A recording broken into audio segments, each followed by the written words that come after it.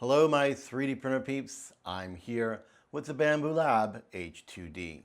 And today we are going to talk about setting up your AMS configuration to take advantage of the dual hotends. Here on this rack are two AMS and one AMS HT. For the purpose of this demonstration, I only have the two AMS2 Pro connected. Unlike the H2C, which has one static hotend and one swappable induction system, the H2D has two static hotends. We will be giving each of those hotends its own AMS. Bambu Studio will help you determine which AMS to use with which filament colors in order to have the most efficient use of the color swapping between the two nozzles. You will notice I also have an AMS HT. The AMS HT is a versatile single spool AMS unit that your H2D would benefit from having. Not only does the AMS HT do drying, the AMS HT will give you an additional color to either hotend for a total of 9. Or, should you add 2 AMS HT, you could have a total of 10.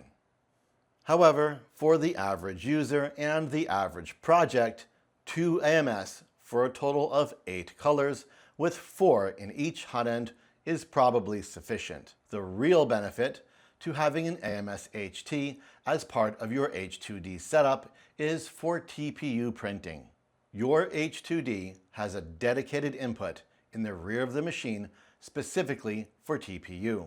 That port bypasses the internal filament hub for you to send TPU directly to the hotend. The rear of the AMS HT also has a dedicated output for TPU. This allows TPU to run from the rear of the AMS HT directly to the TPU input on the rear of the H2D. Should you have any interest in tinkering with TPU in your H2D, an AMS HT should be part of your setup. Here we are looking at the rear of the H2D.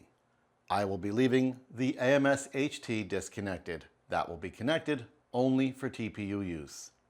Connecting the two AMS, one to each hotend, is easy. Connect your 6-pin cable to the rear of the H2D. Connect it to one AMS. Then, using another 6-pin cable, connect that AMS to the second AMS. Decide which AMS you'd like to connect to which hotend and attach the appropriate PTFE tubes. One to the right hotend, one to the left hotend. These are not typical couplers. Push the PTFE until they stop. If you would like to add a second AMS or AMS HT to one of the hotends, you will need to use this splitter. This is a 4-to-1 splitter. This new version of the splitter is similar to the previous version, however, it now has a cleaning pad inside to remove debris from the filament. In order to add this splitter, you would simply remove the PTFE, insert a several inch length of the PTFE, insert the 4-to-1, and then insert the AMS HT PTFE or your second AMS PTFE. You would then connect a 6-pin cable to the additional AMS or AMS HT and connect it to an available port on an AMS2 Pro. When using an AMS HT, keep in mind the printer will not power the heater. The AMS HT requires its own AC adapter. Each AMS HT includes one. I have my AMS connected with the top one on the right extruder, the bottom one on the left extruder. This is because the top input is the right extruder, the bottom input is the left extruder. This helps me remember at a glance which one is connected to which. Now, let's tell the printer that. Yes, we will do that manually. Let's do that together right now. Let's check the configuration here on the H2D screen. touch the filament icon and locate this tool symbol right there. Touch that tool symbol and touch AMS Setup. Touch Manual Mode. Here you can see the assignment for each AMS. Assigning these AMS is super easy. Go ahead and touch AMS B. You'll see it says Join Right. Touch Join Right. And now AMS B is associated with the right hot end. Join Right was the only option because it was already joined to the left. To move AMS A, we simply touch that and it offers Join Left. Again, because it's already joined to the right. Go ahead and touch Join Left. We now have AMS A and AMS B associated with the correct hot ends. Press Confirm, press OK, press Home, and you are ready to go. With everything set up on the hardware side, let's put some filament in our AMS SYS. When you weren't looking, I added 4 spools to each AMS for a total of 8 colors. Let's pop over to Bambu Studio. Here I am in Bambu Studio. I am going to choose the Bambu Lab H2D. I will pop over to the Device tab and be sure I have my H2D chosen. My H2D, its name is Megan. Here you can see both AMS. Be sure your filament loadout is properly represented. I noticed my yellow is not showing. I am using Creality Yellow so the AMS won't detect it. Clicking on the pencil, I will choose Generic PLA. I will choose yellow. I will press Confirm. And now everything looks good. Popping back over to the Prepare tab, I will press Sync Info. I will press Continue to Sync, and I will press OK. Now, my left and right AMS should be properly represented. Let's pretend we are printing something crazy. This is a 2nd Dynasty Grid Forge Alpha Mark IV cockpit insert. It's using a lot of colors.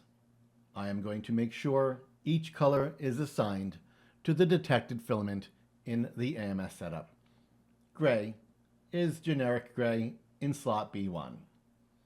Black is Bambu Lab PLA Basic in slot A2. Green is Bambu Lab PLA Basic in slot B3. I will go through each color and simply choose the matching color from the pull-down menu, with yellow being the generic PLA in slot A1 that we just set up a moment ago.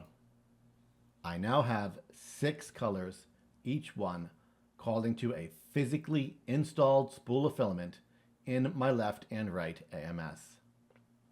The important part now is to understand which color in which hot end is the most efficient for the printer to create this model with as little swapping and purging as possible. Bambu Studio has a tool in place to make these decisions for you. To utilize that, hover your mouse over Slice Plate. Do not click it, simply hover your mouse. You will be presented with 3 options. The first one is Custom. This is full manual control. We will leave this alone until you are ready and feel a need. The next one is Convenience Mode. This will find the opportune method to print this model, leaving the spools of filament exactly as you have them. The one I want you to use is Filament Saving Mode. This will determine which hot end should have which colors in order for the fastest, most efficient use of those colors to create this model. This is the mode we will use. With the box checked, click on Slice Plate. Not before, but after slicing, Bambu Studio will show you the physical filament configuration it wants in your AMS setup. Blue, black, red, and yellow in the left nozzle, gray and green in the right nozzle. This will save 51 grams of filament and, more important, 123 changes compared to a single hot end printer. Yes, this means physically going to your machine and installing the filaments in this order: gray, green, blue, black, red, yellow. Once all the filaments are loaded and the AMS are done doing the RFID read, click Print Plate. Check your colors here. Oops, my yellow is in B4 as instructed. My gray is in A1.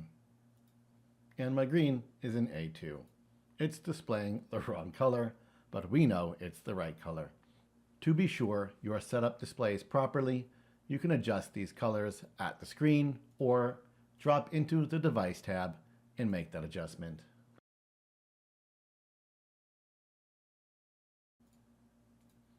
Generic PLA yellow, now in slot 4, and generic PLA gray, now in slot 1. Return to preview, click print, and bingo, bango, all your colors match. To do it at the screen, simply touch the filament button.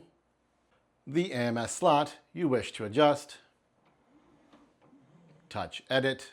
Here you can choose the brand, type, and color of filament and press confirm. All of the colors shown here should match. If they match here, they will sync up with Bambu Studio. This is the best practice to be sure you don't make any mistakes. You should see the color requested matching the color detected. In my case, blue, black, red, yellow, gray, and green.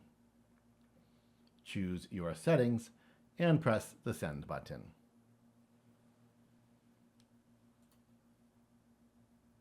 Hopefully, you now have a better understanding of how to set up AMS units to take advantage of the 2 hot ends in your H2D. 1 AMS per hot end is a great start. Don't forget, if you want to work with TPU, adding an AMS HT is a great idea. I'm Mr. Greg, and you're on 3D Rundown.